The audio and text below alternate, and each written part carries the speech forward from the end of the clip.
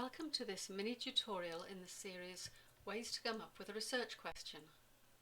This study follows up the idea of listening to others to find some ideas for your own research study. This is Matt. He studies geography.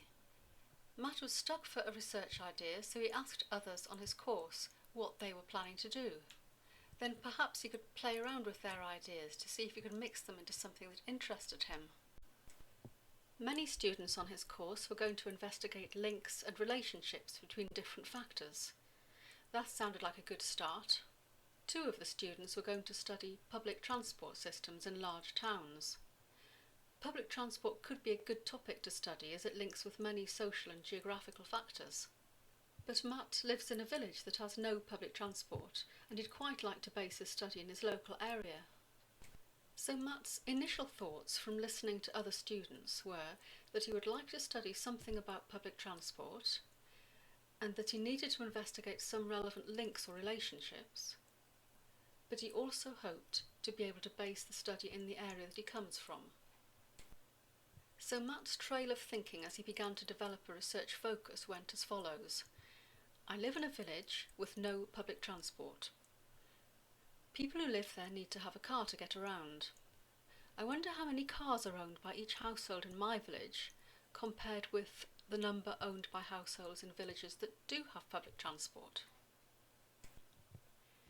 His first research question was therefore, is there a relationship between the level of car ownership and the level of public transport? A study of Gloucestershire villages. This is a good start, but it is too broad. Some households may have only 1 car, not because the public transport is good, but because only 1 person lives there. Similarly, some households may have 3 cars, not because public transport is poor, but because there are perhaps 4 or 5 working-age people living there. The question needs to be more focused. Matt's revised research question is there a relationship between the level of second car ownership among 2-person households and the level of public transport, a study of Gloucestershire villages? If Matt looks only at 2-person households, he might anticipate that in villages with good public transport, 2-person households may be able to manage with just 1 car, or even no car, while in villages without any public transport, each person in the household may need a car. This research question is much better.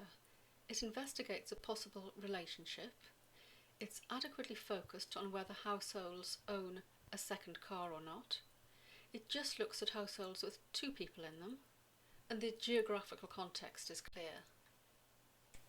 So, if you're stuck for a research idea, you could try asking what other students are doing, and you could choose different elements of their ideas to start to build a new idea of your own. There are more mini tutorials in this series on our website.